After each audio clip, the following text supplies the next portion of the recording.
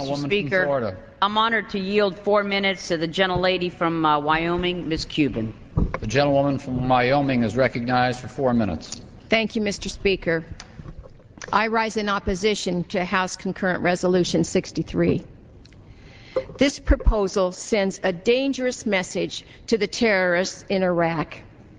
It informs them that they have succeeded in dividing us, that they should continue training their fighters, rebuilding their resources, and then they should attack with their full force when we leave. There is no denying the difficulty of our current situation in Iraq. Terrible fractures exist along ethnic and religious fault lines. The need to stabilize Baghdad has never been more apparent.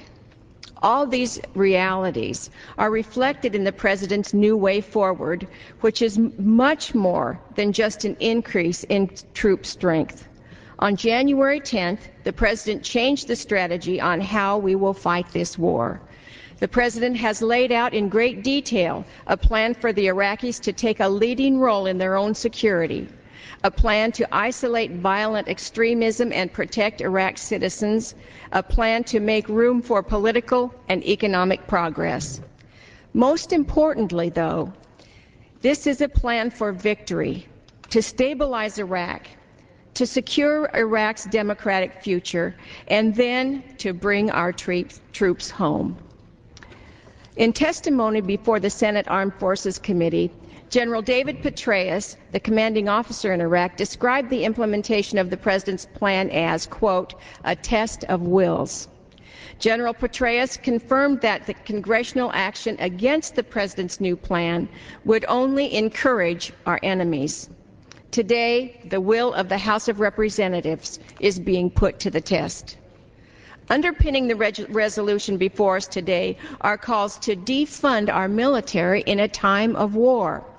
This proposal most certainly does not pass the test of wills. Rather, it puts us on a path to defeat.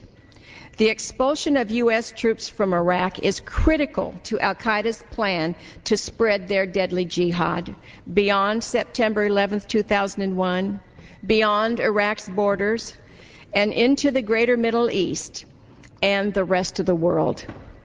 Failing to achieve victory in Iraq will roll back the clock in the war on terror, giving al-Qaeda the opportunity to establish a base in the heart of the Arab world, a place to train, rebuild resources, and plot the demise of American citizens across the globe.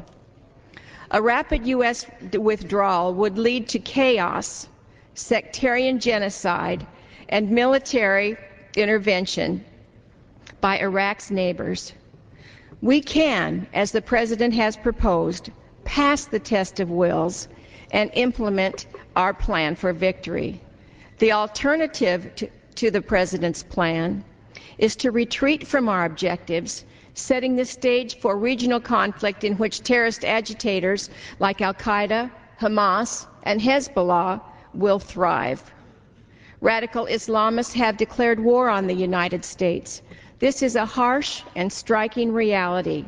We did not choose to be put in the crosshairs of terrorists, and yet we have been for decades. We do have a choice, however, in whether or not we have the will to win this war. My choice is to provide for the safety of our citizens and the security of future generations. My choice is to oppose today's misguided and dangerous resolution.